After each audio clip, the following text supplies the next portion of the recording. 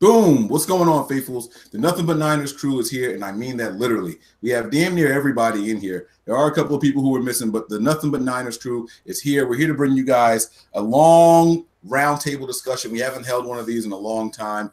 Today we have Zach, Stefan, Eric, Nick, Dylan, and Abel. That's right, even Abel is joining us on video today, guys. So we're in for a treat, or we're in for some punishment. We'll find out how it goes. We have a couple of different things to discuss today. One, the main things is going to be, I wrote an article on Eric Reid, and I talked about how the 49ers misused him, and I think that's the main reason why it's hard for him to find employment. We're going to break that down. We're going to discuss that a little bit. We're going to move into a couple of other topics, but for the people who are watching, make sure that you guys have the live chat open. We're going to be in there and responding to that. I have seen the criticisms. I have seen people say we could be giving away cars, and the people doing this video wouldn't even notice it. We're going to notice today, so let me get a car, right? Before we get started, though, guys, check us out on the website, www.nothingbutniners.com, okay? www.nothingbutniners.com. You're going to find our blogs. You're going to find our videos. We have a slew of good writers there giving you guys some really good stuff to cover in the draft heavy right now, as we all should be, right? So you guys check that out, okay? You'll find our social media pages there, our Facebook, which is Nothing But Niners. Stop by and click the like button. Check out the Twitter as well as the Snapchat. Those handles are Nothing But 9ERS. You're going to find everything that you need to keep in touch with us, all right? And you'll even be led to our podcast, all right? And that is a very long talk 49ers with Nothing But Niners, and then in parentheses is NBN. If you just search Nothing But Niners, you'll find us. We're there, I promise you guys. That's on iTunes, TuneIn, Stitcher, Google Play, iHeartRadio, all the avenues that have podcasts. We are there. All right, now that that's out of the way, let's go ahead and kick this thing off, guys. So I'm going to toss it to Nick first. I know that Nick went through. He checked out the article that I wrote. I want to get you guys' thoughts on it. So let's just go ahead and move around the room. We can all see each other and everything. So give a little signal when you want to be next, and we'll just go ahead and move accordingly. So, Nick, I want to get your thoughts on the article. Do you agree or disagree that the 49ers and how they use Eric Reid could potentially be costing him money right now? Yeah, I definitely agree with what you had to say. I do agree that they definitely used him in multiple positions. I don't want to say that they used him in wrong positions, because I think that when they used him as linebacker, I thought that he would be a good fit or a great fit, and I thought that maybe that would help him with free agency, due to the fact that his ability to play different positions, play in the box, play a linebacker type position as well. I thought that would help him, but it doesn't look that way. It doesn't look like that's helping him, but it could have hurt him. I mean, it really could have hurt him. So I do agree with what you had to say in there. But yeah, and everybody else, what's going on? So let's get Eric on here next. Eric, man, I know you're very opinionated. You're in tune. You know what's going on out there. Do you think that this is the reason Eric Reid can't find employment? Do you think it's more about his position, which I didn't touch on a lot in the article? I did list on there that not a lot of safeties have signed yet, so I did mention it, but I didn't focus on that a lot. Do you think it's his position? Do you think it was his film for the past couple of years and how he's just literally all over the place, or do you think it's more about the protests that he's doing? I think it's more about just the position. Safeties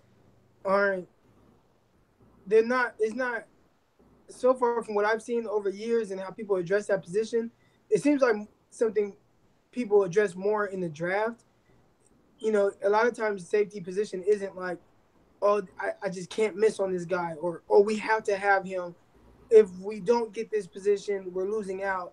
A lot of times you don't really get that sense of, it's not a value position. I talk about the middle linebacker position that I think is kind of like devalued on defense. I think the safety position is people don't really value it like that. And it's like if you draft a guy and he's good and he fits, all right, good, and we can keep him. And if you let him go, I mean, unless it's like Ed Reed in his prime or Sean Taylor in his prime and he got let go for whatever reasons, you usually don't see really good safeties hit the market. And even when they do, I don't think it's something that people rush to sign. So I think it's more of his position. I don't think the 49ers hurt him, playing him in different positions. I think it's just more safeties aren't a highly sought-after position outside of the draft. All right, let's toss it to Stefan, man. I want to get you. This would technically be a really long distance phone call for you, so I do want to thank you for taking the time out to join us, and we'd love to get your opinion on everything. So, did you check out the article? It's okay if you didn't; it won't hurt my feelings. You know what we're talking about anyway. But I want to get your thoughts on everything. Yeah, no problem. I've been busy all day, so I haven't read it. But from what you guys were telling me, I don't think, as Eric said, that the multiple positions hurt his free agency status, because it's not like he played badly in those spots. He was good at linebacker, maybe not in the first game, but he adjusted to it, and at safety as well. I don't think it hurt him, because it only showed his versatility and that you can move him around actually. I think it's, as Ari also said, the devaluation of the safety position, and in addition to that, the protest, because we've seen that people stray away from players who protest, mainly Kaepernick, and Eric Reid is one of his best buddies. But I don't think it's the main reason, but it certainly plays a part in it.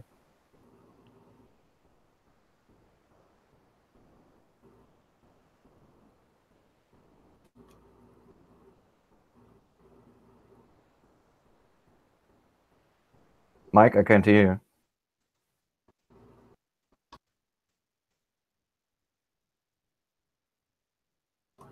Mike, still can't hear you. I can't hear him either. Cuckoo. Check. Can you guys hear me? Yeah. You got me now? Okay, I'm sorry.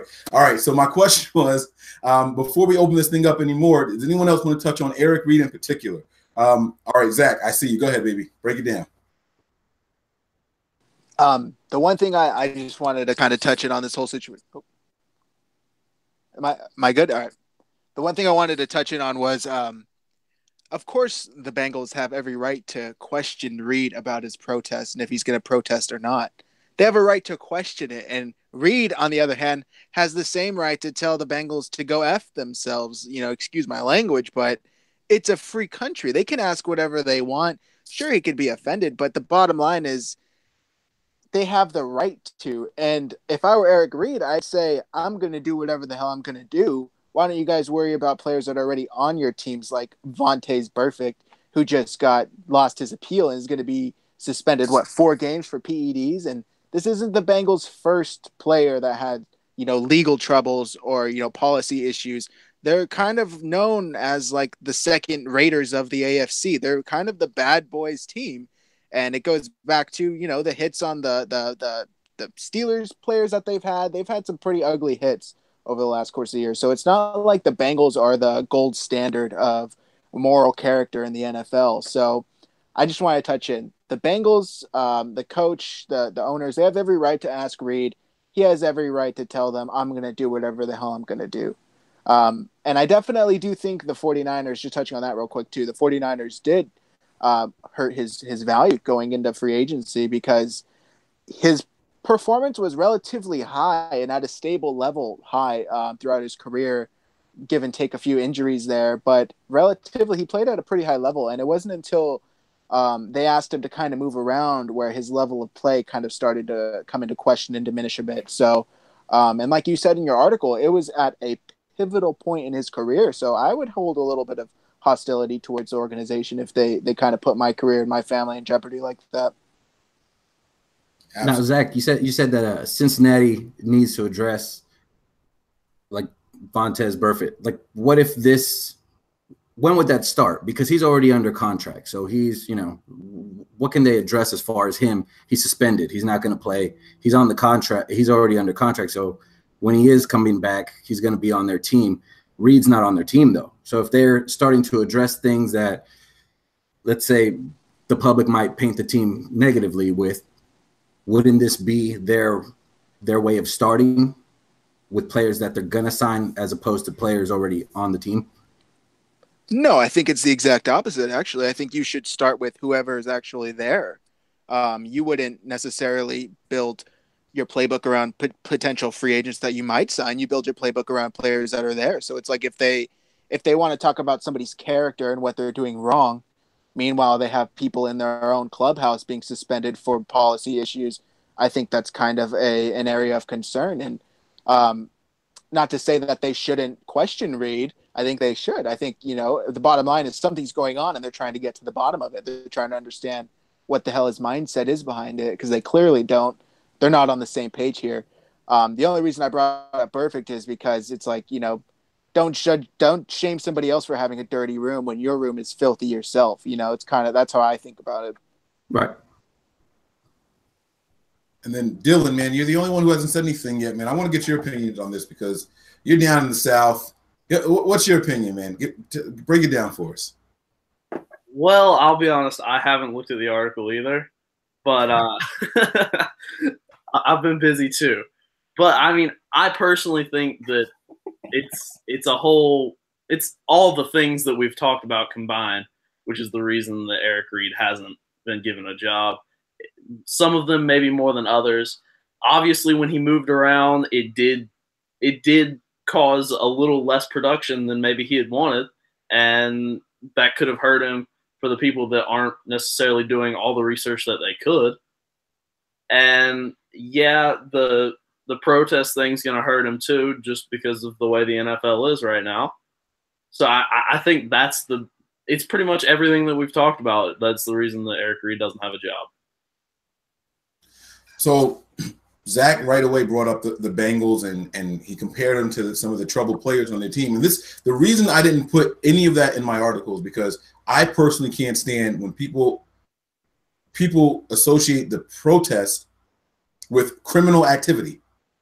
They should be completely separate in my mind. And I know that I'm saying it should be, but every single time someone brings that up, it drives me insane. Not saying like, Zach, you're driving me crazy or anything like that. But when I see it on Twitter, when people say, oh, this player was troubled, these guys literally haven't broken any laws at all. And then, those that they suddenly get clumped in that category. And I just don't get it. I do agree that if the Bengals are worried about cleaning up their image, you should start in-house. You don't say, oh, well, this guy is someone who is exercising free speech, and we don't want that here. But the criminals, the rule breakers, yeah, you guys, come on. Those are the guys we're going to keep. That just doesn't make any sense. You know what I mean? Go ahead, Stefan. I see you wanted to jump in. Yeah, going back to Zach's statement. The Bengals, as you said, have every right to ask him if he wants to kneel for during the anthem or not. But if they have the right to ask that, why don't they just say, or go ahead and say, well, we don't want any players who protest on our team? Like, just go straight ahead and say it. Like, why would they say that though? Yeah, why wouldn't they? I mean, because they have nothing to gain. That's from That's a PR nightmare. Yeah, you not want to do that. Nightmare if they don't say it, because everyone knows they are bullshitting around and not saying what they really feel. But everybody doesn't know. The entire league is bullshitting, if you want to say that. You know what I mean? It's kind of like the elephant in the room. Nobody's saying it, and that's kind of what the teams are going to stick to until somebody comes out and breaks the norm. But they're all going to kind of just not acknowledge it and just hope it goes away until they have to acknowledge it. Yeah, but this is driving me crazy, because if you just go ahead and say it, you have like some people who are just freaking out, and you have a shitstorm in the beginning, and then it quiets down because the elephant is out of the room, and not everyone is still asking it, and it's dragging along and along and along, and it's. No, you know what? I'm going to back on what Stefan's saying. So check this out, right? So they bring in a guy. He leaks their interview to PFT, and he says that he wouldn't give them a commitment either way, and he feels that's why they didn't hire him. They specifically asked him. The owner asked him about it. Then he met with the coach, and the coach said, "Are you sure you don't want to clean up anything that you said to the owner?" And he's like, "No, I said everything I wanted to say." And then they kept trying to get him to get back to committing one way or the other, right? And once that conversation gets out, you're in the middle of that shitstorm that you're trying to avoid by not saying, I don't want anyone on my team who's going to protest during the national anthem. You get what I'm saying? So it's 6 in one hand, half dozen in the other. You might as well just go ahead and come right out and say, as an owner, I don't want these guys on the team. And you want to talk about PR, then you can have your head coach come out and say, well, that's the owner's decision. Me personally, I don't have a problem with it. Whatever. You can handle it however you want, but you're gonna get that storm no matter what. It's happening. Is Nick? Are you raising your hand over there, Nick? Or okay, I thought I didn't know what was going on. I was gonna say that was a hell of a hand raise. Go ahead, Abel. Go ahead. I see you. But with that shitstorm though, it's one thing if you're getting it. It's another thing if it's deserved. If you come out and say just flat out, we're not going to take these players because they're protesting, that shitstorm is going to be a lot worse than people assuming that's the reason you're going to do it. Because as of right now, you can still argue the media and people like Mike Florio are just playing that angle to get a sympathy vote for Reid, but that's not really how the team feels. The team could question them. That's their right. But if they come out and say, no, this is definite, we don't want these players, it's going to be way more severe than people just assuming it. What I would do if I was the team, I wouldn't address it either way. I'd put it in the contract. I'd put in the contract, okay, we're not going to talk about it, but in your contract, if you want to play and for any team coming on, you're going to sign a contract that says specifically you won't protest during the anthem. And I mean, you can put anything in a contract and it's up to the player whether they want to do it or not. I can put in the contract, you're not allowed to ride a motorcycle. That's your personal preference. You could love bikes, doesn't matter. If I put in your contract and you sign it, you can't do it. If you do it, then we break your contract. End of story.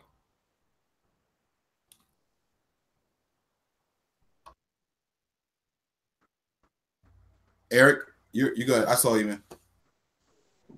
Do you think that, say, like a player like okay, so me personally, and I don't like to talk about what I do, you know what I'm saying, but I haven't stood for a national anthem since all this stuff, and I started educating myself on the different things and causes and stuff. So I believe a certain way, and I wouldn't push that agenda on anyone. Do you think that some of the players that feel like that, can they just stay in the locker room, or would that be dividing the game? So if there's, 75% of the players are like, I'm for this, I want to stand for the flag, which is perfectly fine. If that's what you want to do, go ahead, stand for the flag. But for some guys like maybe Eric Reid, who wants to take a knee, or maybe he just doesn't want to stand for the Star Spangled Banner, or would they be able to just stay in the locker room? And a lot of what I heard was people don't want to see that, or we don't want to see these players kneeling, this disrespectful, yada yada yada. So if they're just not on the field, do you think that players will be okay with that? I know I would be. I know I'd be like, you know what? I just don't want to stand for the national anthem, so I'm gonna stay in the locker room until after I'll run out and we'll get busy, because they just come out right before the national anthem, anyways. They warm up, they go back in the locker room for a while, and then they come out for the national anthem, and then they do the kickoff. Well, didn't they used to actually never even play the anthem, and then no, I think they played the anthem, but the players weren't right. The players never even used to come out there. So then. Right. I mean, I see what you're saying, Eric. I really agree with what you're saying. Like, I think it should be, if you don't want to go out there before the anthem, then don't go out there before the anthem. That's showing something as well. I think the whole PR perspective of it is just, I mean, it's all just taken the wrong way. I mean, if people knew what that song really meant and the verses that were actually taken out, maybe people would have different opinions on it. But I don't think they would care. Yeah, I mean, it's just people have talked about that as well, and it's a. So I compared it. So Joe, I don't want to mention names, but somebody with the last name Fan, he DM'd me and he said, "Man, Eric, I don't understand this. Like, why are people so upset over the guys protesting?" And I compared it to this. This was the best way I could think of it. If Donald Trump today, or we'll say Obama, if Obama had passed some kind of thing where rich people would lose money, right? Say he passed something and rich people started losing some of their money, and all the rich people started protesting, right? And they're like, look, we're going to protest against this bill that was passed because we're losing money. Most people that are like myself and you guys would probably just be like, whatever. We don't really care about what you're protesting because it doesn't directly involve us. I'm not losing any money off of this. You're the one losing money, so I don't really care to hear about it.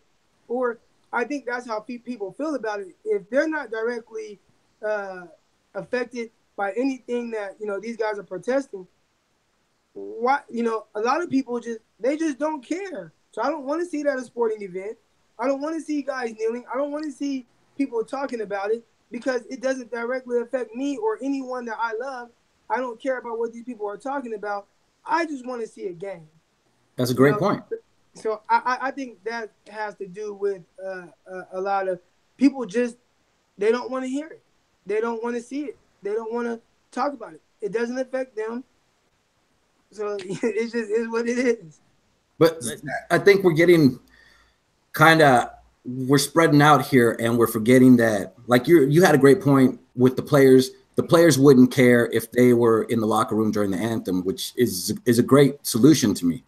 But the problem is no one cares what the players want because it's not their company. It's not their business. The NFL is the business. If the NFL blew up and became who they are when they associated themselves with the military, which basically conservative America, and they built their business on that. The NFL's patriotic. That's how they're painting it. That's why they do that thing every year where they focus on the military. So to have the players in the locker room, if the NFL did say, okay, that's what we're going to do, people would be offended by that now. That would just be it would go from Cap initially sitting to kneeling to now you're in the locker room. It would just be viewed the same. So if the NFL mandates, because of how they market their company, that you have to come out, you have to stand like the NBA does. The NBA, nobody ever talks about the NBA, that the fact they have a rule that you have to come out, you have to stand, you can't protest. If the NFL just did that, which they should, one way or the other, set a rule and let it be known, then that's the only way really that they would take away any kind of vitriol that they get, because then it also helps the players, because if the players stand or sit, if they participate or don't participate, then they're not looked at as cooning or, you know, all this other side. They're either for or against. It takes that away from them. If the company takes, you know, the shield, blocks the players off, that would be the best for everybody. It would be terrible at first. Of course, there's going to be a lot of backlash, but then over time that would just subside and we can get back to just watching football and focusing on football on Sundays. Well, yeah, and I think that, like what you said, the last part of it, I think that it would be, I think it would be worse if now you put that rule. Like NBA, they've had that rule, so now we abide by the rules. It is what it is. NFL didn't have that rule, so now all of a sudden, if they put a rule in, because these last couple of years of people protesting something that they feel is big in United States, they feel like this is a big issue of things that are happening that are wrong to, you know, a certain demographic of people. Now you put in this rule that it kind of almost secludes that people like, okay, you know what I'm saying? Like, oh, we don't care about that. Like the NBA can be like, hey, we do care about those issues. Like Sacramento Kings have come out, they've done a lot. The NBA can say, we do care about those issues, but we've been had these rules. So we're not going to change. Yeah, but they started it because somebody was protesting, because Mahmoud Abdul-Rauf was protesting the anthem. I remember him. That's why they put it in. So it would be no different. It's just the coverage is different now because of social media and whatnot. But why and there would be backlash. Honestly, I don't remember the reason. I think that he kind of the same reasons, if I believe. I don't remember specifically, but I think it was kind of along the same lines as what Cap was protesting initially. Not police, but just injustice in general. I mean, someone can check for that. I don't know specifically, so I don't remember. You can best believe that once this CBA comes, there's going to be a rule put in. The problem is the NFL can't just be like, okay, here's a new rule, we're doing it right now. They can't. They can't do that because it's a pregame ritual. So right now, you can't tell players what to do off the field unless it's already in the CBA. The drugs and stuff like that. Now, if it's a rule like, oh, a 10-yard penalty for this or that, that's different. They can make those things throughout the season. But something that's happening before the whistle blows, they can't just implement a rule like that right now. That's all going to happen. That's all going to happen during the next CBA negotiation. I guarantee you're going to see a rule for that then. But Zach, I mean, I don't know. I don't know for sure. But are you saying that that can't happen because of it only off field? Because they vote on different rules every offseason and change rules in the game. Is this not covered under that? I mean, I don't know. Could they not vote on different rules the same way? I would have. I'll go back and look, but I'm pretty sure that they can't change that right now because it's not an off the field thing. So I'll find out. But Zach, I want to get your opinion on something because I saw when Eric said stay in the locker room. I saw your hand go up, and I wanted to say something also. So I wanted to see if we were on the same page before we move on. Yeah, I wanted to touch on something Eric and Abel said, but first I'll touch on Eric. I agree. The national anthem has nothing to do with a football game, and like Nick said, it was introduced 50 years ago or so, 30 years ago or so. It wasn't always played at football games. Football players weren't always expected to stand outside and stand for it. And just touching on that real quick, expanding what Abel said, if the NFL is so patriotic, why did the Department of Defense have to pay them $12.1 million between 2011 and 2015 so they could have a salute to service month, just so they could have acts of patriotism on the field? If it's genuine patriotism from the heart, you don't have to be paid by the military, by the defense system to show it. I mean, you should be able to do it on your own rather than have to get a huge check for it. But it's a business. If they paid for them, well, sure, it's a business, but it's not genuine. And I think fans were misled to believe that it was genuine and that the teams were doing it out of their own penny and out of their own heart. And but that's marketing. That's disingenuous. But that's business. It's a lie. It's a lie. You don't think that recruitment went up when the NFL became patriotic? You don't think that there's a Oh, of course it did, and that's why the that's why whoever is behind the Department of Defense and is supporting the NFL, they want to keep that national anthem in there as long as they can, because as long as they have that, they have a backdoor into the NFL. Right, but that's what they're paying for. That's what the Department of Justice. Enrollment goes up, they benefit from it. But what does that have to do with football? All right. We're getting a little off topic here. This isn't. It's not a political debate. We're not going to keep going about this. I mean, let's talk football. All right, before we get to football, I do want to touch on one thing really quick that Eric said about players that staying in the locker room. Some players do stay in the locker room. In fact, when the league was showing that league-wide support and that stand against what Trump was saying, what President Trump was saying, there was a team that actually stayed in the locker room during the national anthem. I think it was the Steelers. So it is an option. I just don't know how long it's going to continue. And like I said, eventually there's going to be a rule on the books about it. We all agree with that. And that's just the NFL, kind of ducking away. But the NFL has done some really good things since this has all come out. They've implemented a whole bunch of different programs, over $100 million going out to the cities and things like that. So the NFL is trying to work on things and get things going in the right way. Now, damn it, let's get back to football. All right. Sorry. Oh, actually, I did. I read your article and I thought it was really interesting of the subjects you touched on. And the one thing I wanted to speak on was that I think I didn't agree with how you labeled that the 49ers misused him. I don't think they misused him, and I don't think they devalued him or brought down his worth when they moved him, because to me, the fact that they moved him showed his value, showed at least what they thought of him. When they took him off of safety and moved him to linebacker, to me, it showed that they'd rather have Colbert and Tart play at safety position and move him to linebacker to fit there, because they didn't think that highly of him as a safety.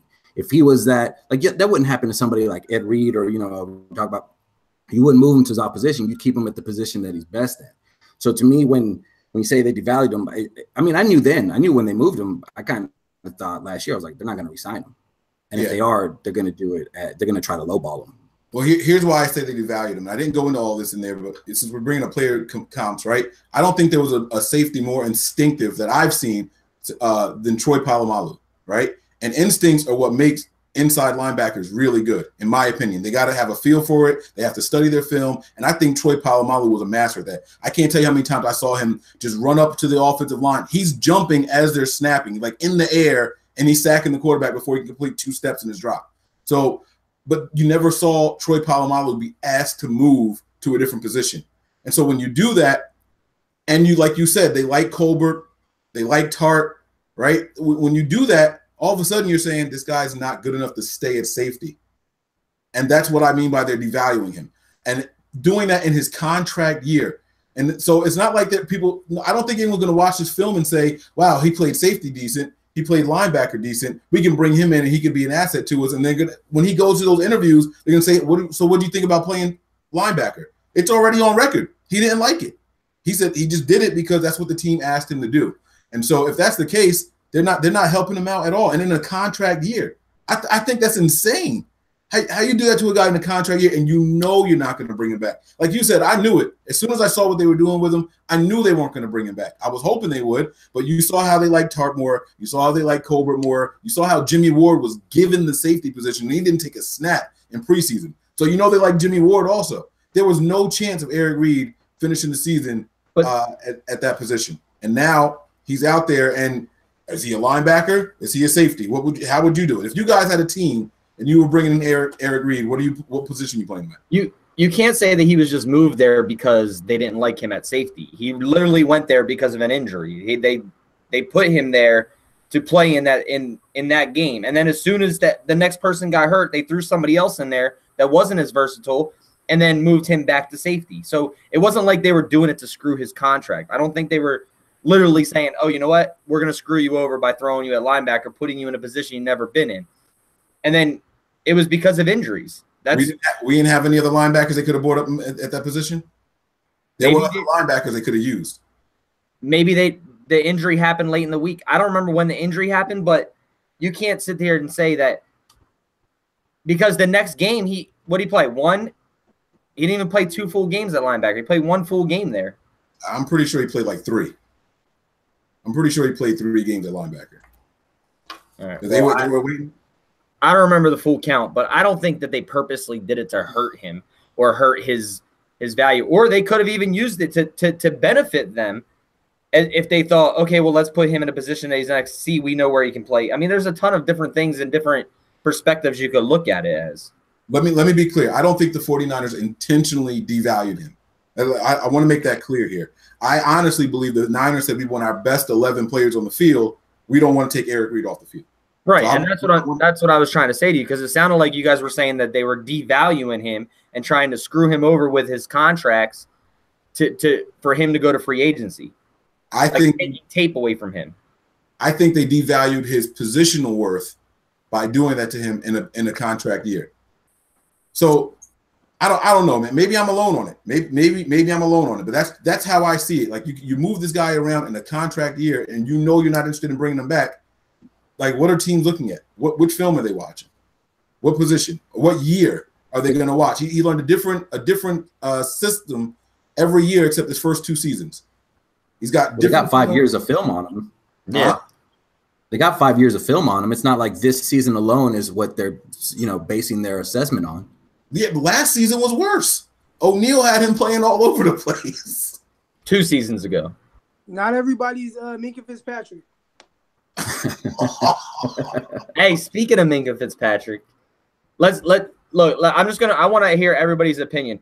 If the Niners if the Niners had the opportunity, or in your own opinion, would you offer Eric Reid a 1-year contract, bring him back to play on this team, whether he knelt, he stood, or anything, just because of versatility? Would you personally, if you were the GM of the 49ers, would you bring Eric Reid back for 1 year? Yes. I'd lowball him, but yes. Dylan? Yeah. Mike? No, I wouldn't bring him back for a year. Hey, I didn't want to be alone. I didn't want to be alone on that. So, Croc, you're not bringing him back? No, I mean, I just kind of like where, like I said, safety is a position where you can replace people. I think, so you have Tart, you have a guy like Chancellor James that's coming off an injury. I mean, we don't know what he is or how good he can be, but, he showed, we'll see. I don't think you have to bring Eric Reid back. I mean, and if you do bring him back to be a backup, where he should be a starter somewhere. Eric Reid should be a starter somewhere. Somebody's going to need a strong safety. He should be a starter somewhere. I don't think bringing him back to a backup role is very beneficial to the 49ers when they kind of have some good youth. Yeah. Stephen, what do you think? And like I said, you can always draft strong safeties. I can draft somebody to be a box seam flat, strong safety. Yeah, the reason why I would bring him back, not for too much money, but the packages you can play and the versatility at the safety or nickel position you have with Eric Reid and Jimmy Ward and Jaquiski Tartt and possibly Adrian Corbett. That's immense. I think it would help the team, but yeah, it's kind of a 50-50 decision. But I like Eric Reid as the player and the person. I think his the football IQ or his IQ in general, both, is really high, and I liked watching him. Right. Zach, you're the last one, and then me. What do you think? Aside from the whole protest thing, he kind of reminds me of like Jeremy Curley last year. Like he deserved to be here, but there just wasn't really a spot for him. So, does he deserve to be here? Yeah, he deserves to be here. Does he deserve to be in on an NFL team in general? Yeah, but I don't think the Niners are the right team for him anymore. They have young guys coming up, and I'm not sure if there's room. Like Croc said, they'd ask him to take a back seat, and I'm not sure if that's fair to him at this point in his career. Yeah, and I totally agree with what Croc is saying. I did think that he should be a starter somewhere. I want to see what we got out of Jaquiski Tartt. I want to see Chancellor James. We saw before injury he was balling. I really like Adrian Colbert. I just don't think there is room for him on this team. I think this defensive backfield is going to grow together, and they're going to become something special. So I wish him the best. I don't think that he should come back as a Niner, and I think he should be a starter in the NFL somewhere. Yeah, that was actually my point. It wasn't that I didn't want him back. You know what I mean? But I just don't think that there's a spot for him on the roster right now. All right, so Nick, you guys got your eyes on the chat. I know you and Dylan have been watching. I'm gonna put Dylan up here just so we don't seem anti-patriotic. Just so you guys can see that flag in the background. All right, yeah. All right. What's going on in the group chat, guys? Is anyone saying anything in there? I can't hear you. I mean, go ahead, Dylan. I'm not on it anymore. I turned off. Oh. Yeah, guys, there was a lot of people getting pissed off in there, and that's kind of why I just stopped us from talking all the political stuff. So they'll be back. They're all great people. You got Kev Mitchell in here, Kev Watts, Jesus is my king, Chris Schultz. Everybody's in here. They're talking Arden Key. They're talking Minkah Fitzpatrick. They're talking Kev Mitchell's draft that he did, his 2 mock drafts, which were actually really well. Sent them over to us. Kev, big shout out to you. They were great drafts. I prefer A, by the way. A?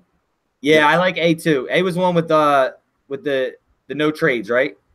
Or was A was the? I think both of them were no trades. I think so, but I definitely like the first one more. A lot of talk with Minkah Fitzpatrick. Anything with Minkah Fitzpatrick, Croc. Yes. Croc, you were so sold on Minkah. Why is that now? Like, give us a breakdown of why you're so sold on Minkah now.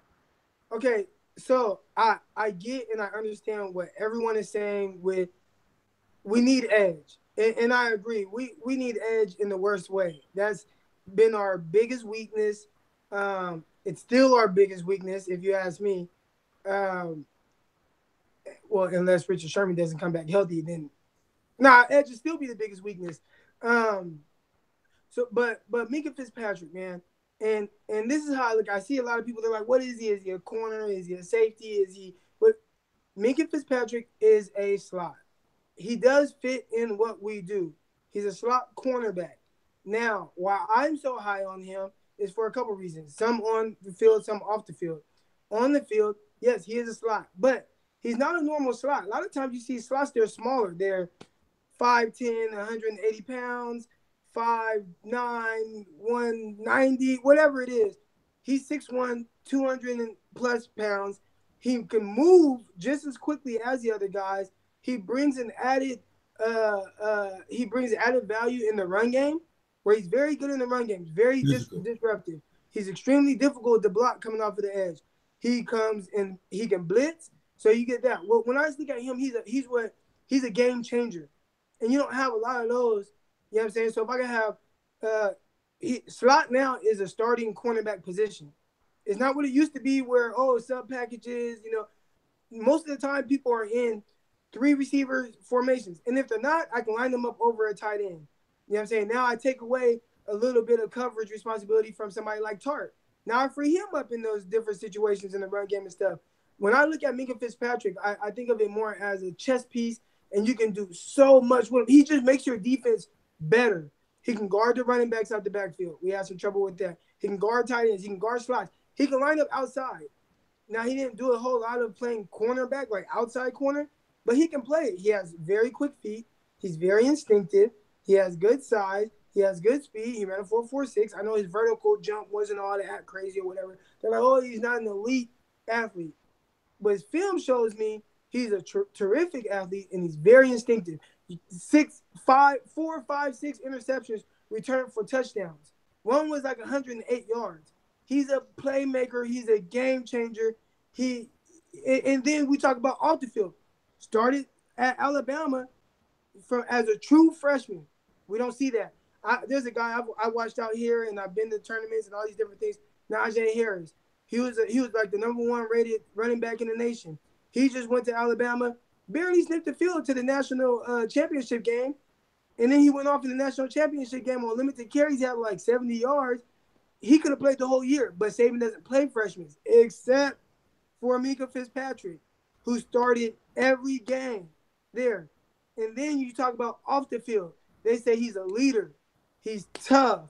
They call him Baby Saban. Where he from? Saban Jr. You know what I'm saying? It's like everything about that to me, that screams John Lynch type guy. So, we're still in the process of building. And if I'm building my defense, I want to build it on someone that has that type of character, that type of instincts, that type of game-changing ability, that type of versatility. And I mean versatility in a good way. We've seen versatility work against us with Ward. Versatility they didn't have a plan for Ward. That was the issue with that. But versatility in a good way. He's a great chess piece. I don't. And then you have a guy like Landry, who I love. I love what Landry brings, right? But there are a lot of question marks about the ankle. He can only come off the edge. He only has this. Oh, his counters aren't there. Oh, his hands aren't very violent. Oh, he's not this. Oh, he disappeared this year. Oh, he's not good against the run. And it's like, at 9, I want to take the best player that I can build on to my already building defense. We're already building it. We're already adding good pieces. Colbert, hopefully we extend Tart. You got Witherspoon. You added Sherman. Maybe he can be good. And then you bring Minkah in. And he's going to be the centerpiece of your defense for years to come. Hopefully, I don't think that I hear Mike always talk about the orangutan dude from Oklahoma, the edge rusher, or wherever he's from. There's other edge rushers. There's other guys that can get after the quarterback. It's not just Harold Landry. You don't have to just get him at 9. I want the best player. And I want Minkah Fitzpatrick. So I'm done. That's it. That was gonna be my question to you. Next was, if you have a Chubb sitting there and Minkah Fitzpatrick, do you like Minkah that much to go after Minkah? Or are you taking Chubb? Now that just depends on, because I feel like regardless, I'm getting a terrific player. I hear some people say that, and I don't know. I just hear, this is what I hear. Chubb is a terrific all-around defensive end. When you think of a 4-3 defensive end, that's what he is. But the 49ers kind of have pretty good defensive end, defensive linemen. We don't have a pass rusher. And they say Landry is actually a better pass rusher. They talk about the guy from Oklahoma, a better pass rusher. So for the 49ers and what we need right now, we don't really need a base 4-3 end. We have a lot of guys that can do that, whether it's Armstead, Solomon Thomas. You got Buckner you can move around. You got Sheldon Day. You know what I'm saying? Might need to get rid of Mitchell. But we don't really have that edge screaming off the end type guy. And I don't know if I know Chubbs is good. I don't know if he's that. So when I think about, what can be the best player, I'm still going Minkah Fitzpatrick. I'm still going Minkah. Yeah, and that's what I was going to say, because you were saying best player available. So your belief is Minkah Fitzpatrick would be better for this team for the long haul than Chubb would be for right now. Most people are thinking about right now or just adding a piece. And I think that's what they're thinking of. Oh, Reuben Foster's in trouble. We need a linebacker right now. You can get a middle linebacker somewhere else. But can you get a difference maker, a game changer, the smarts, the attitude, the grit? John, can you get all of that, the total package of a guy in mid rounds? And that's really tough. So that's why I lean on Minkah Fitzpatrick so much. That's why I'm so high on him. His motor. I showed a play one time, man. The dude came on the blitz. They threw a screen. He could have just stopped. He could have just jogged. Somebody was going to make the play. He ran 25 yards and chased the dude down for a 1-yard gain. It's stuff like that, man, that jumps out to me that makes the guy so, desirable. That's just what I see. But, everybody has different eyes. How do you compare Minkah to, a Jamal Adams? Minka's more like. You can stop. You just said more. You can stop more. Yeah, coverage. So I tend to put more emphasis on coverage skills. I tend to value coverage skills more than just somebody that is a little bit more of a hitter. I think Adams is pretty decent in coverage. I think Derwin James is probably even a little bit better, but Fitzpatrick can play cornerback. You can put him outside on corner. If you coach him up, he can actually play cornerback as well. I don't think that's where his overall value, the best value for him is, but he can go outside and play corner. And I think he could be terrific if you just coach him up on it. So I like the guy that can just cover a little more. I put more value into that. So I'm going to put Fitzpatrick over somebody like Jamal Adams or somebody like Derwin James just because of the coverage things. And I think that's more of what I would want to build especially now. Now they talking about if you hit helmet to helmet, you're done. So it's do I even want hard hitters in the secondary? What's that going to do for me? We've seen it before. You go put on the 2011, 2012 film. We've seen it before. We know what happens. You get penalties all the time. Yeah, so it's tough. Goldson. Plus, make it from Jersey, man. Damn it, say it. That man from Jersey. That's why you want him, man. Just say it. Just say it. We got to replace Dante Johnson with Fitzpatrick. It's done. It's over. Mike, I'm sorry to tell you, but even though we're both from Jersey, they just don't work. Don't you say it. They're just not working, man. But does anybody have any questions on Fitzpatrick? Does anybody have doubts? Does anybody have I don't like this about him or I don't like that? Because I hear it on podcasts. Yeah. But just from our Nothing But Niners crew. I see a lot Chris Schultz in the room said Chubb isn't a pure pass rusher? ? And he laughed. He said, well, obviously you're not a defensive coordinator then because you're obviously clueless. So I want to hear what your defense to this is, because then he says Chubb is the most dominant defensive player in this draft. But Eric was talking about specifically where he lines up. Right, and that's I want him to tell him, explain what. So I wasn't saying, like I said, Chubb is, as far as defensive ends go, he's pretty ideal. When you think about 4-3 defensive end, he's the total package. Now, I'd ask that guy, is he who would you rather have if it's third and 7 and you have to get after the quarterback and you want somebody to get to the quarterback? Are you taking Chubb or Landry? And I hope you can answer that. But if it's 3rd and 7 and you need somebody to scream off that edge and get to the quarterback, are you taking Chubb or are you taking Landry? And I'll keep an eye out to see if he answers that back. So, guys, there's another two. There's two main names coming up in this room, and I want to get your guys' opinions on those. So you got Vita Vea and Landry. Those are the two main names that are coming up in the room, is Landry and Vita Vea for that number 9 pick. And they're going at it back and forth, saying Landry lacks in the run game, more than he is in a pass rush type places. And they're just going back and forth in there. So I want to get everybody's opinion on those two players. If anybody knows much about those two, if anybody's been watching tape on them or not. I personally haven't watched any on Vita Vea, so I'm not sure. So like I was saying about I get it. Landry might suffer a little bit day one in the run game.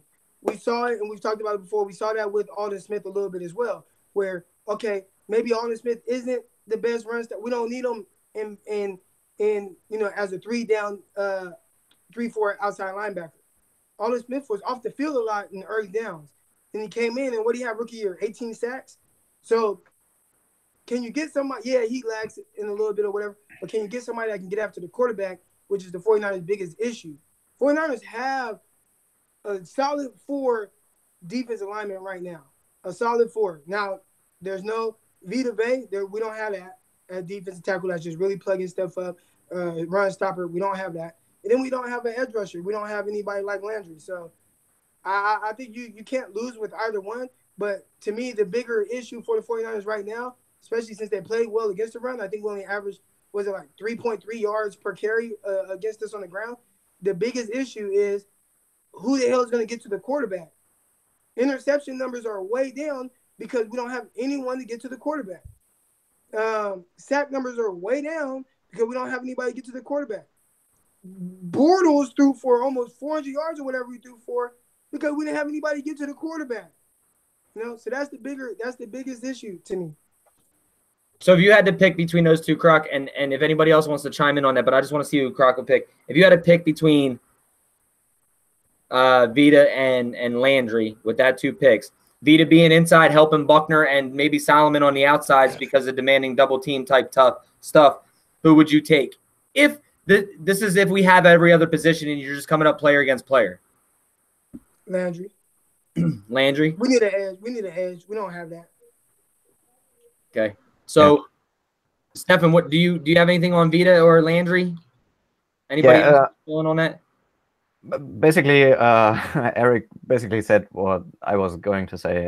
We were good against the run last year. We don't, the need for a Vita Vea type of player is not as big as Harold Landry. If you just go back and look at his 2016 tape, the year before last year, he was basically, he was insane. It's a really great edge tape if you want to study it, and in the way he could help out, the Alden Smith comparison really was striking.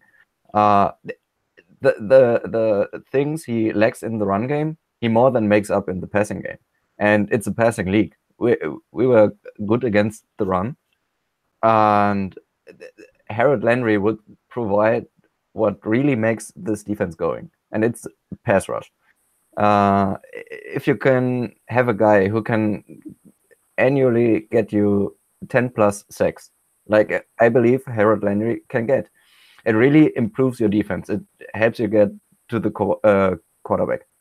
It helps you get sacks. It helps you get interceptions. It really makes it a dominant defense, and this is why I would pick him over Fitzpatrick, because Fitzpatrick is a really great player and person. There's no doubt about that.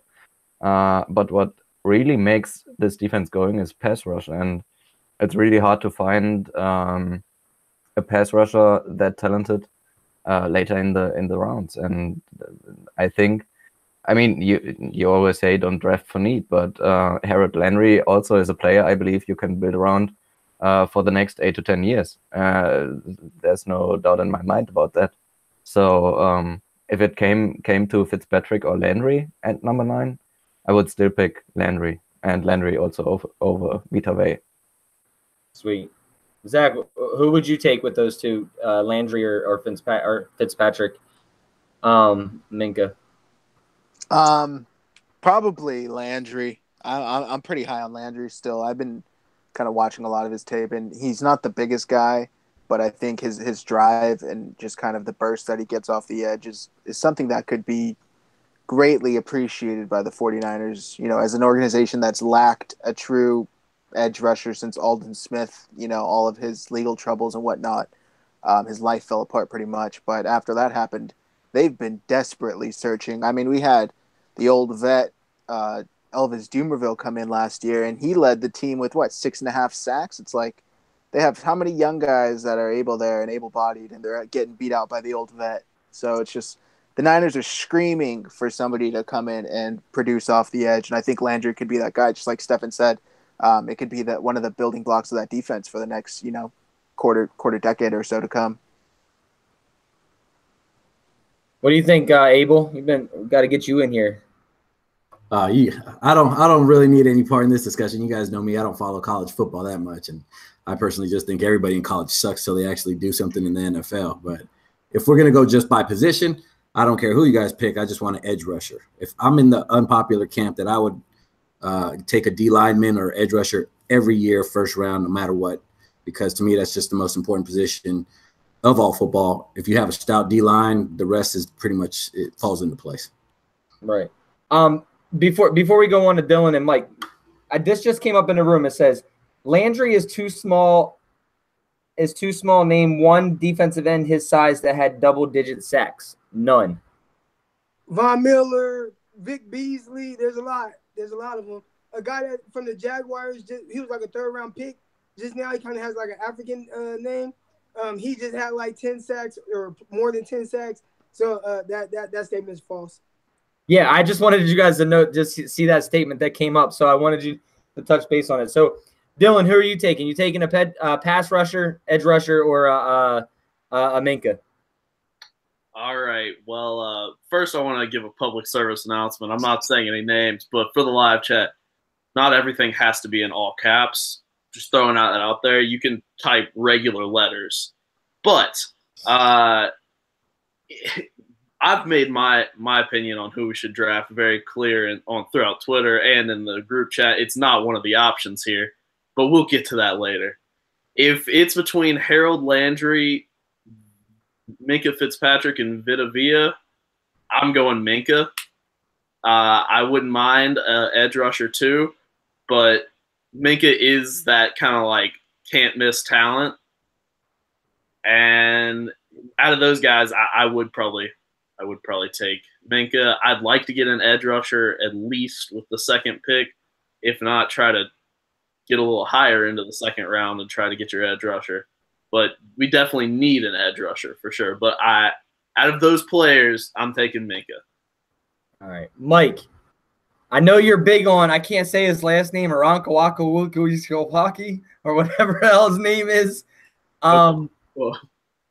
Which you can get in the later round. So are you taking that pass rush at number 9, or are you going to go with the versatility of Minkah? You know, it's crazy because I'm probably in a little bag by myself over here, but I'm not really high.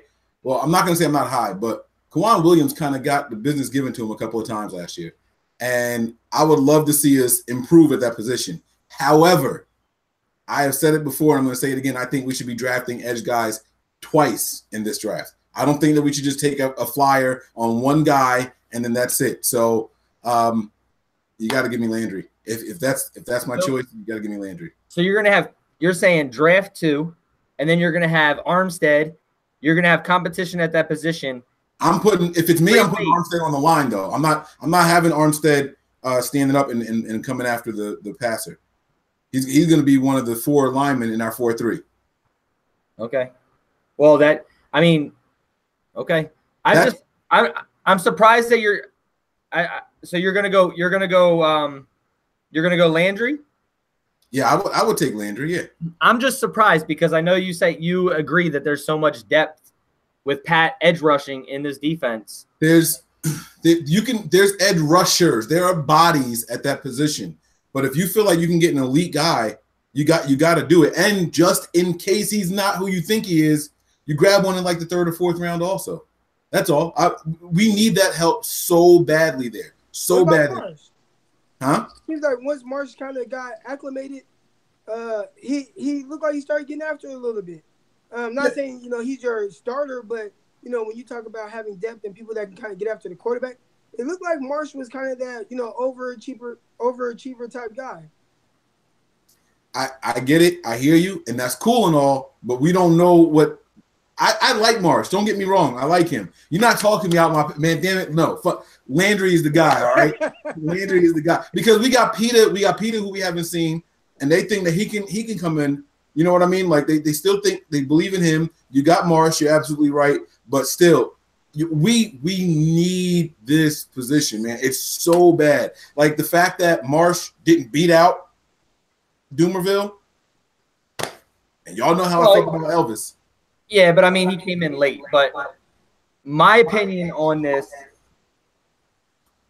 I'm not going Landry. I'm not as sold as everybody in this room is on Landry. I think he's one-dimensional. I don't think he has a lot. I think he has a lot to build on. I'm going Minka. I got to go with Minka. It's Jersey. That's the Jersey boy. You represent, baby. I think Landry can be a great pass rusher in this league, but I think he still has a lot to learn. He has that one dip. He has that one rush. He has that one way to go, but you can't be one-dimensional in the NFL unless you're just straight dominating people. And I don't think that's going to happen with him right off the bat. I think it's a growth purpose. As bad as we need pass rush right now, I think I agree with Croc. I think Cassius Marsh could do it. Not saying we don't know what we can get from Armstead yet. Peter T. There's a lot of guys in the back skirts that we haven't really seen yet. So I would go personally. I'm not as big on Landry as everybody else. I would go Minka. But Zach, did you already answer who you're going with? You already answered, right? You said Landry, right? Yeah. So, Mike, I don't know, man. Next topic, man. Let's take this off here. Let's real quick. I just wanted to take a notable quote from this segment that Mike said. Quote: "I am not going to say that I'm not high." Unquote. Wait, I said that? Yeah, you were like, high on. Wait. I'm not going to say that I'm high. Not that I'm not high. Yeah. Oh, whatever. I don't remember saying that. But if I did, salute. I was going to sing because I got high. But anyway, Mike, where are we going to next? Wait, I want to get Dylan really quick because Dylan said that given those options, he answered the question, but that's not who he wanted. So here's the floor, man. You don't want any of those guys. Who's your number 9 pick? All right. I want to make this clear. I've been on this train for much longer than this whole Reuben Foster debacle. I want Roquan Smith. I love Roquan Smith. I love his ability. I love that his coach said that he's a leader. I love that he can get across the field like that. I love his coverage skills. I love everything about Roquan Smith. I love him way more than Tremaine Edmonds. Tremaine Edmonds is a beast, okay? But he doesn't have the instincts yet. He doesn't have it up there. You're right, Mike. He doesn't have it yet. Now, do I think he could be a beast with the right coaching? I think he could be a linebacker like we haven't seen if he gets the right coaching. But I want Roquan Smith. I think he's just so well polished. He has that great football IQ. And if his coach says he's a leader like he is, then I think that's something we need at the linebacker position. Roquan Smith is number 9 pick for me. This is a good segue into the Reuben Foster thing. So let's two sides of this. I'm going to throw it back to Dylan and we'll open up to everybody. Let's say Reuben Foster is gone, then obviously you're going to plug in Roquan there, right? But Reuben Foster somehow magically is playing for us still, all right? Whether it's 6 games, whether it's he's not getting anything, whatever it is, Reuben Foster is back on the Niners, and you've drafted Roquan Smith. Where are you putting him now? Well, you sitting down the $1 million man and Malcolm Smith? Sure. I don't care what you're paying. I'm putting out the best players on the field. That's not how the NFL works, bro. I know it sounds good in theory, but that's not how it works. That's all I'm saying. I'm putting my best people on the field. I don't care how much it costs. Yes, that's who I would sit. They sat Ward for Colbert. I didn't think they would do it. No, they did not. Ward was injured. No, they sat him down. I thought Ward was just going to come back and safety was going to be his spot. I thought that Colbert was going to have to beat him out for it. They just said, you know what? You move the corner. This safety spot is Colbert's. And Colbert makes a lot less money. When did this happen? Oh, you talking about this coming year, this coming season? Yeah, how they're saying they're putting Ward at Jimmy Ward to corner. Yeah, okay. And Colbert's in safety. That right there, they made their decision. Nah, that's just OTA talk, bro. That's not that ain't real. That ain't real. They gonna let that money do the talking, man. They gonna let that. You telling me? All right, we'll see. We'll see, man. I want to. Does anybody else in here have a different opinion on if we were to get Roquan, who are you sitting down? And if not, we're gonna go ahead and jump into this Reuben Foster situation. I don't have anything on Roquan, but there was a question that came up that says, where did all the Denzel love go? So Does anybody like Denzel? Like, you know what? That question is directed to Eric. I swear. Yeah, so I love Denzel Ward. He's my CB1 off top.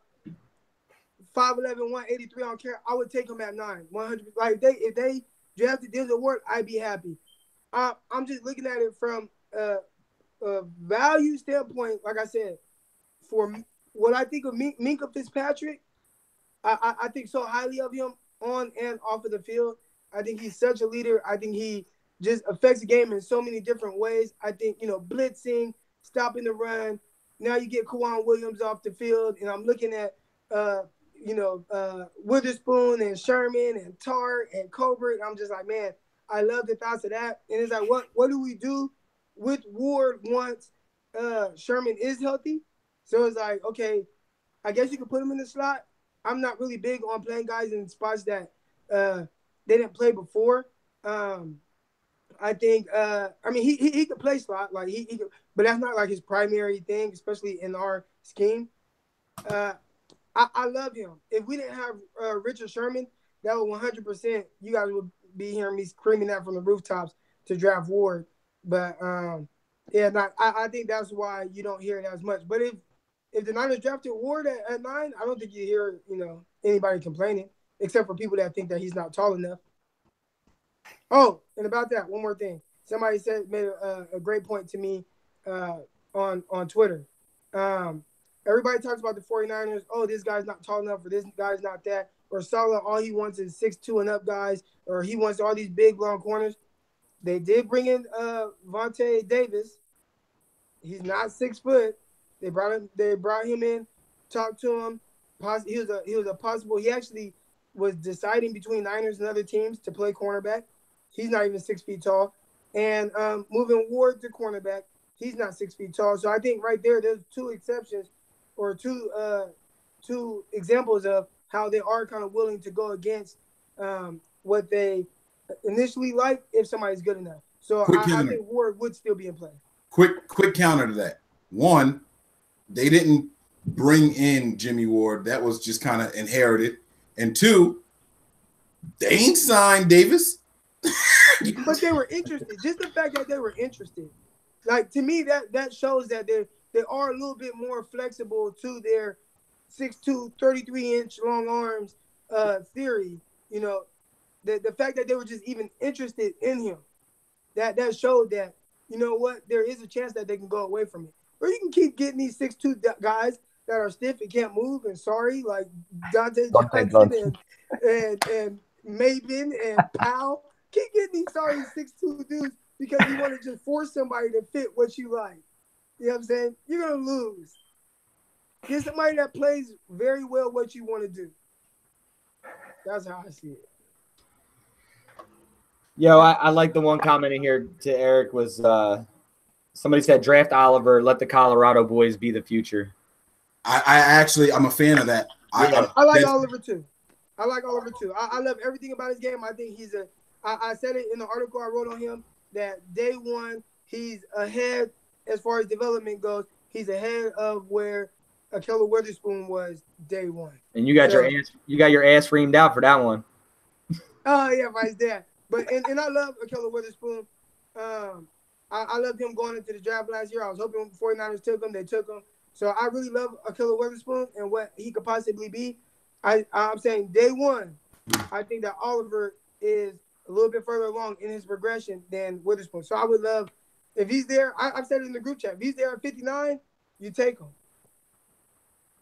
Do you think? Yeah, I was gonna say that's what Chris Schultz just said. Oliver in a second. If we can trade up, great pickup. If we can get him up in that second round, it'd be a huge pickup for us. I wouldn't trade up for him only because I think there are other guys that fit. I've kind of changed my stance slightly on Meeks. I think if Meeks is there like fourth round, late third, fourth round, I think somebody like him would be a good development guy. So I wouldn't trade up for Oliver, but if he's there at 59, I'm definitely taking Oliver. If that makes sense. Yeah. So, all right. So we all kind of pretty much discussed who we were probably going to take with that number 9. We talked about Landry. We talked about Vita. We talked about Minkah. We talked about Denzel. And pretty much everybody the synopsis was that we were going to take an edge rusher. Overall, people are saying edge rushers are most need. And then Dylan comes out of nowhere with the Roquan Smith stuff because of the Reuben Foster stuff. So let's get into this Reuben Foster talk. Oh, I specifically said it had nothing to do with No. I'm saying it brings us into Reuben Foster talk because of what's going on with Reuben Foster and the Roquan Smith draft talk. So what is everybody's thoughts and feelings on this? I know we've been taking a lot of heat from a lot of people saying that, you know, we condone domestic violence and stuff like that. And I'll let Mike and Zach. Hey, listen, fuck them, guys. If you're closed-minded to the point where you can't listen to what we're saying and grab it in context, I'm not worried about that shit. I'm not going to sit here and be like, oh, throw him in jail right away. If you can't understand what we're saying, then that's on them, all right? Humans are the fucking top of the food chain, not because of strength and size, but because of intelligence. And if you're not going to exercise that, then I can't help you. So I'm not going to beat around the bush and sit here and tiptoe and all this bullshit. All right. If Reuben Foster's guilty, everybody in here agrees, get him off the team. No one in here has said anything other than that. All right. It's either you believe in due process or you don't. And if you guys are out there and you're just going to convict him already, then that's on you. That's your right. That's fine. But the question that I asked that sent everybody off on Twitter was, what was it? I said, if he's innocent, if he's proven innocent, and I said, just like how Ray Lewis was proven innocent, how does one shake that aura around him, that dark cloud in today's society? And if to you that means that I'm saying, wow, that guy can really play, we better keep him at all costs, that's how I feel about what your opinion is. That's not what I said. It's not what I said at all. And I know that's not what you said, and I just wanted to make everybody clear that we are not condoning any type of domestic violence over here. If the guy did it, if he really did punch the woman, he doesn't deserve to be in the NFL. He doesn't deserve to be on a team. He deserves to get whatever he gets, and I think that all of us believe that. So, what are we gonna do? What do you think happens with this whole Reuben Foster situation? And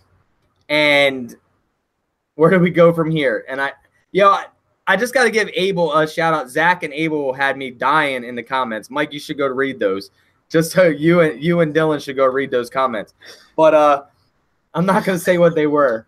But so Mike, what do you think? What do you think we do as a team right now going forward? We talked about this on the breaking news. Does it make the Niners jump up and make that position more of a priority now? We talked about that already. We both kind of feel that it didn't really make it a main priority because we have positions there that need to be filled. But where do we go from here? Yeah, my opinion is the same as it was before. The Niners have picked a side, and it's not that they believe he's innocent. The Niners have sided with due process. Absolutely nothing changed after the actual charges were presented to the public. Nothing changed. They said, we're just going to wait this out. We're going to see what happens. We talked to Reuben. We feel like this is what happened, X, Y, and Z, or this is what he said. So then that's what they're going to ride with. The team has not deterred from that stance at all in the least bit. So if you're asking me what I think the team is going to do, the answer is nothing. Everyone's talking about, well, the doors are open up soon. They open up next week. Is Reuben Foster going to be there? My answer is absolutely he's going to be there because the team feels like that he does better with structure around him. I listened to Matt Mayoko on various interviews this week, and everything that he kept saying over and over was during the season, there were zero issues with Reuben Foster. And as soon as the whistle blew and he was allowed to leave, that's when trouble started.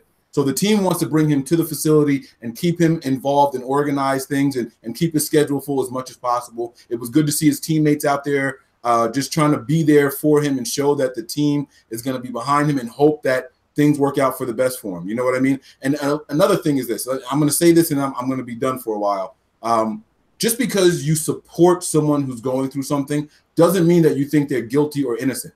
I know plenty of people who have fucked up their lives, and I still support them by trying to help them get better. I attend counseling sessions with my brother because I hope that he gets better, not because I think that he's okay or that he's innocent and he's some swell guy. It's because you get in someone's corner and you support them through their faults, not just that. And that doesn't mean keeping him employed either. The team can absolutely cut him and still be in his corner.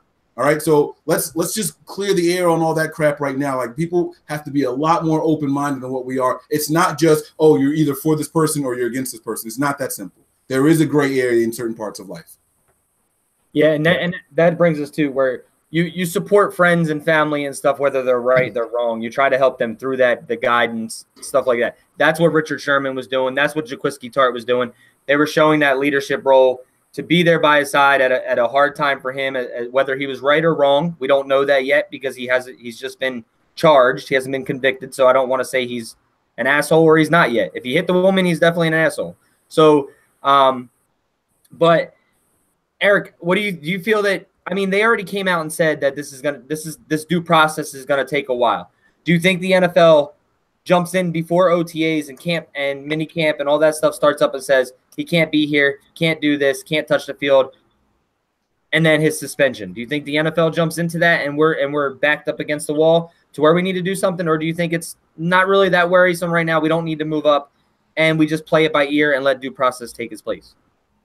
Yeah, I mean, I had said that I thought John Lynch might try to make an example and maybe release him after seeing what they're saying happen. But, just listening to you guys and saying, hey, this is, what they're saying happened or whatever. This is what Reuben Foster is saying happened. Let's just, play it out. Now, hypothetically speaking, Reuben Foster is let go. He's not on the team anymore. I still wouldn't make middle linebacker. Usually middle linebacker is not a position where you just have to get somebody top 10. It's kind of like the running back position of the defense where you can plug someone in and they can be decent. We saw Coyle last year, and I know some people say that Foster covered for him a lot. Well, I watched some film, and I saw Coyle playing pretty damn good. And so, I saw him shooting gaps. He looked quick. He looked explosive. Coyle actually wasn't, terrible. He wasn't as bad as I think people kind of make him out to be. He definitely played that position as an average linebacker. He didn't mess up too bad, but he didn't make any star plays either. He did his duties. He covered where he needed to be. He didn't get burnt real bad, and he played the position to the scheme's fit of what he needed to do. So, if you have guys like him, where maybe he's not your main guy, and then maybe Malcolm Smith, maybe he plays decent, you can always draft a middle linebacker, second round, third round, and get really pretty good production. Now, they probably won't be Foster. And I always talk about game changers. They probably won't be Foster. But as far as, having some stout middle linebackers, you don't just have to jump up there at 9 if there's somebody else that you like more. So if I like a Landry more and I think that Landry, he's the edge rusher that we just need, I'm taking him. Or if I like Fitzpatrick more, his versatility, he can blitz, he can cover tight ends, slots, outside, whatever, leadership. I want him. Now I'm taking those guys over a middle linebacker.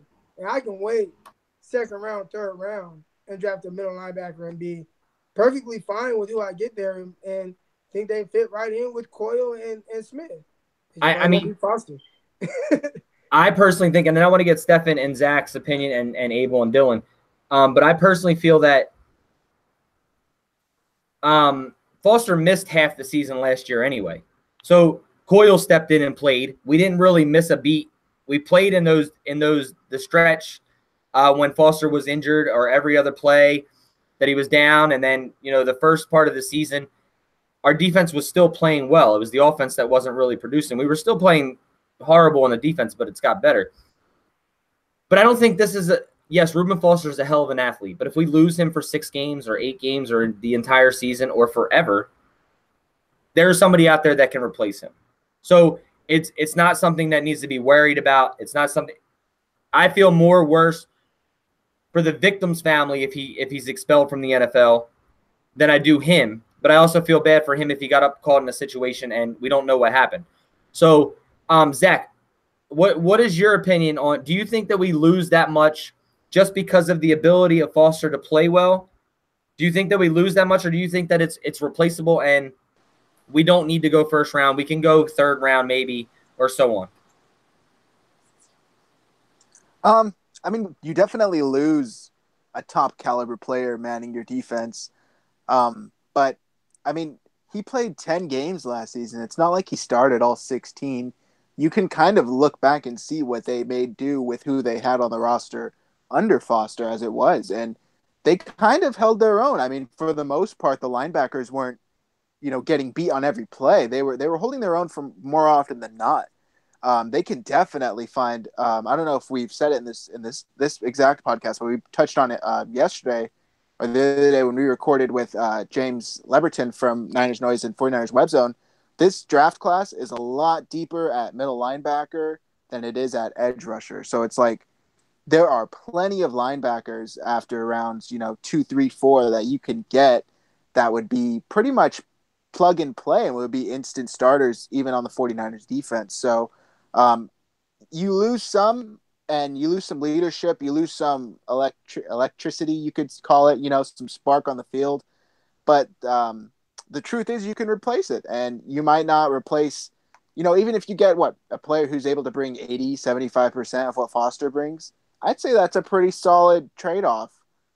So I'd say, yeah, he's definitely, you could find somebody in the later rounds who is going to fill in, and you won't notice that big of a difference. Yeah, and I mean, like you said, or somebody said Chris Borland, for example. We got him in the later rounds, right? And God bless his soul that he wanted to retire, because I think he would have been a great linebacker in the NFL, even for his size. But we don't have Nick Bellore out there anymore. So, you know what I mean? So it's compatible to use who we have out there. And he can play that position, which he's already played and shown that he can start there in this system. It really doesn't hurt us that much, and it is replaceable. So, Stefan, what's your thoughts on it? I agree with what Zach said. The middle linebacker position is really replaceable. I mean, it's a bit different if you have a top 5 linebacker like Reuben Foster was at the end of last year, or think of Luke Kuechly on the Panthers, or Bobby Wagner on the Seahawks. He really is a game changer, and you can feel his presence on the field. It's one of the few players you can really feel on the field. You watch it and think, this defense, there's somewhere a Reuben Foster flying around. And the problem is, though, let me rephrase. If you can get 75 or 80%, you still have an average middle linebacker. If you get another Brock Coyle, for example, Malcolm Smith playing on that level, maybe Corey Toomer, or what his name was, we signed from the Chargers, I think. Mm-hmm. If you get a somewhat solid linebacker, you're fine. You'll have a play or two where someone beats him man-to-man because he lacks elite athletic ability, but you can live with it. It's more severe if you don't have a really good edge rusher. It's more severe if you have or don't have an outside cornerback starting caliber. Middle linebacker is replaceable, and that's why I'm also not as high on Roquan Smith, because he's a fantastic player and will make a team better, but the value just isn't there for me. So I'd go with either a cornerback, edge rusher. Some of these, there's a reason those positions are highest paid in the NFL, and I'd get a great player there. Right. I just want to go over some of these comments real quick, because one says exactly you can find one. RK Belmont says exactly you can find good ones in the 3rd, 4th, or later. Kent Ketchum says, I'm hoping, because I want Foster to play this year so bad, saying he hopes that supposedly the girlfriend's not going to show up. But on that note, the NFL said that they are going to, or the DA's office said whether she shows up or not, they're going to continue with charges. One says, y'all know that we still have Malcolm Smith, right? Yeah, well, we're talking about complimenting Malcolm Smith. I'm kind of excited to see what Malcolm Smith can do in this league. And then somebody says, well, Foster will get 6 games for the DV, 4 games for the gun, 2 games for the weed. And then somebody says, well, that's perfect because he'll be back in time for the Super Bowl. So that's what somebody said in there. And then I want to get Abel out of the chat over here. And why? What'd I do? Nothing. I'm just messing with you. Abel, what is your opinion on everything that's going on? With Reuben Foster, first of all, two things. Screw Chris Borland. Somebody brought him up. It's just how I feel about him. That year, he had said himself he knew in training camp he was going to retire at year's end because of concussion he got during training camp. So it pisses me off because he took the position and money from a player that could have filled that spot and stayed with us past that year. But as far as Foster, I don't have an opinion as far as his situation because I don't see why everybody's so up at arms to rush to judgment. It's legal process. It's a legal matter. Let the legal process work itself out. If he's guilty, he's going to be guilty. Then he's off the team. If they want to suspend him without pay until that, just because he's charged, that to me that'd be fine. I don't see anything wrong with that. But as far as his position, he was hurt. We missed him, but we still got through games. He's not as great as I think he could be. He's not unreplaceable. We can find somebody and that'll do just as well. Maybe not as good, but it's not going to cripple our defense if he's there or if he's not there. Okay. Take it back to that room now. Okay. And then Mr. Roquan Smith of his own. Dylan, what are you thinking? You thinking that we definitely need to go linebacker first now? No. I don't. I'm not one of those people that's going to argue that the linebacker position isn't one that can be easily replaced. I'm just arguing that I love Roquan Smith, and I would love to see him in our jersey. Yes, we need an edge rusher, but I obviously I don't think Bradley Chubb's making it to us. And I'm with you, Nick. I'm not 100% sold on Harold Landry. I'm sorry. So Roquan Smith is my answer at that point. And now that I have the floor again, I want to go through a couple things that have gone through in the live chat. Somebody said Reuben Foster or that Roquan Smith is too much of a midget to be Reuben Foster's replacement. Well, they're both 6'1", so that was a very stupid thing to say. Somebody else said something about how Roquan has 2 more years on Edmonds. Okay, well, it's going to take those 2 years for Edmonds to even get the kind of knowledge that Roquan Smith already has. So just because he's younger and then somebody else said that Edmonds is able to make all these plays. Okay, well, when you're in college, you can do that when you're the best athlete on the field. But when you get to the NFL and they're all the best athletes on the field, it doesn't work anymore. You have to actually have the knowledge at that point. So that's my rant real quick. Go ahead. One thing to help Dylan real quick. Roquan Smith was actually 20 years old like a couple weeks ago. He just turned 21, and Edmonds he's about to be 20. So really, there's not that much different in age there. I'm just kind of helping your argument there. There's not much like Roquan Smith. He's really young as well. So yeah. Yeah. Dylan literally just had an Ali moment, but he wasn't crying. So I'm sorry. I've been listening to you guys. I've been reading the chat, and there's just been a lot of things that just like don't make sense, and I don't know why you're saying them. Hey, don't make sense. I like it. I like it. I like that we are all opinion based, and we can all put our own opinions out there. Mike, you just missed it because as Dylan has just fondly placed his opinion on some comments, which was good. I like that. I enjoyed that.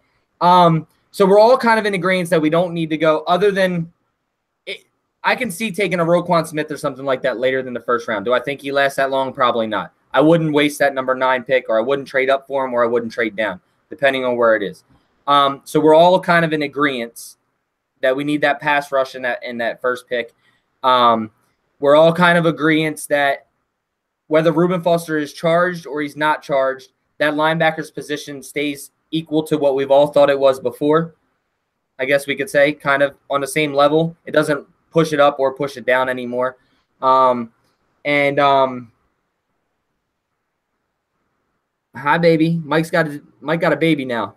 He jumped out of nowhere. There she is. So we all, but the only thing that I did see a lot of comments too is a lot of people are saying that Roquan, if we drafted Roquan, he would put Malcolm Smith on the back burner. But I don't see that as something that would really happen right now because there's no other linebacker next to Malcolm. So I don't understand that comment as to why you guys say that. And then, Eric, I've been wanting to say this to you. The person who said that you had your opinion with the 6'1" guys, the guys that don't, get those type of sacks, he said, let your man Eric know that those are outside linebackers that he's named, not defensive ends. Well, Landry is the same thing. Landry is, it just depends on the scheme. So if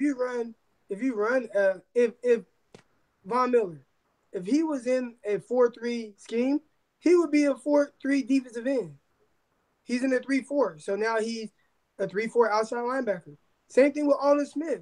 Alden Smith was jumbo size, but technically in our scheme, he was a 3-4 outside backer, playing the same position as Von Miller.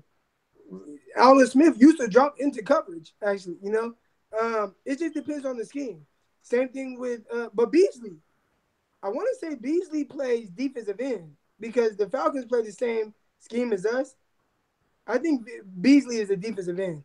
So it just depends. It just depends on the scheme. If the Falcons were to run a 3-4, then Beasley would be a 3-4 outside backer. Same thing with Landry. Landry, if we ran a 3-4, he'd be a 3-4 outside backer. We run a 4-3, so now he's going to be a defensive end. So that's what that is. It's not your prototypical year 2000 defensive end they wanted to look like Javon Curse, but they do, they get after the quarterback, and I think that's what everybody wants, somebody that gets after the quarterback, regardless of their size. All right. Mike, what do you want to go into, buddy? Honestly, I've been going so long, I have no idea what y'all were talking about. We were still just talking about Foster and whether that position became more of an importance. How we don't condone domestic violence. What if he is found guilty, he shouldn't be on the team.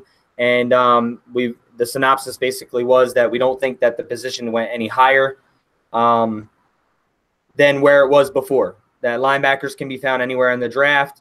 They may not have the tenacity or the athleticism that Reuben Foster has, but it is an irreplaceable position. So there was a comment in here about Amish beards, and I'm trying to find it so that I can tell you what it was because it was actually hilarious. Is it about my beard? My beard doesn't look Amish. Oh no, not at all. Not at all. It's you and me, Mike. I've been getting Daniel Kilgore comps in the live chat too. So wow. You get some gray hair too then.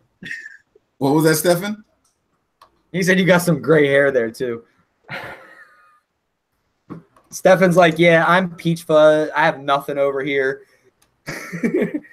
Dylan's like, yeah, I'm Daniel Kilgore and I support the American United States, boy. So, Dylan's about to smash a whole 12-pack of Bud Light on his head and drink all whatever drips down. Oh, and by the way, America. Jimmy Garoppolo lost his first game this year. Dylan got destroyed in a shotgun wearing a Garoppolo jersey against the Eagles fan. No, so he gave Jimmy Garoppolo his first loss of the season this year. We don't need to talk about that on here. Yeah. That never happened. My Jimmy Garoppolo's undefeated. I don't know what you're talking about. I got your back, Dylan. Beard gang, baby. Amish beard gang. One more thing. I missed this on my rant earlier. I'm sorry. It's been killing me. But somebody said, watch the Oklahoma-Georgia tape. I did. And that was the moment that I knew Roquan Smith was going to be. I watched the game live, actually. And that was the moment I knew that Roquan Smith was going to be an animal. I don't know what you're talking about. And I've watched the tape a lot more, too. I think he had a rough first half. And then he came on really strong second half. He did. So that's my point. They probably were talking more about the first half, which was a little rough.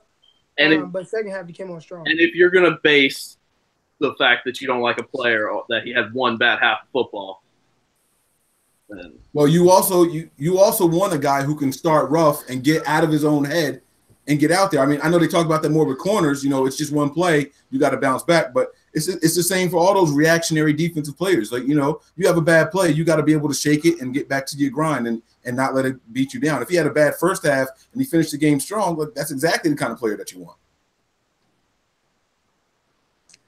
All right, so there's a question in here that says, I'm trying to find it again. What is that? I missed all the comments that you guys were talking about earlier. Dude, somebody typed in that Stefan looks like the Geico lizard, and I am dying. That's the one I was trying to find. I couldn't find it. That's funny. They said Dylan's softer than Charmin. And then Go Hard says Dylan definitely drinks Bud Light. But somebody has a question.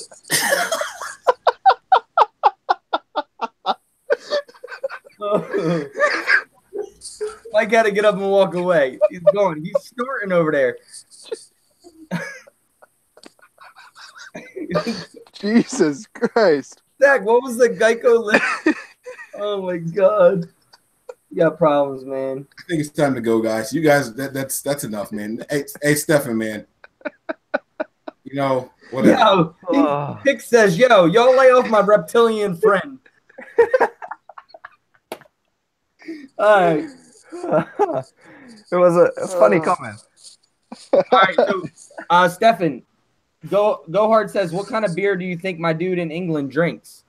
Do you know what? Well, you're in Germany, but what kind of beers do you drink over there? Oh, we got a ton of our own beer. We have some. We have some laws we have to follow pretty strictly to brew beer, and there are a ton of local breweries. So that's basically what we drink. Dylan, you're beat because they don't have Bud Light over there, bro. But guys, I think this was great, man. It's great to have the whole team around again, and I think that it's telling us that we're closer to the season.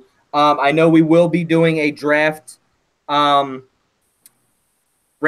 I think we're going to be breaking up from first pick to 8th pick, 9th pick to 16th picks, and so on and so on. They'll all be different videos. Make sure you have those notifications set. And then no Bud Light, so you don't have water here. Abel, you're killing me today. So I know we'll be doing a draft. I don't think we have anything planned before then, unless we get some breaking news as well. Make sure you guys check out nothingbutniners.com. There's a lot of great articles over there.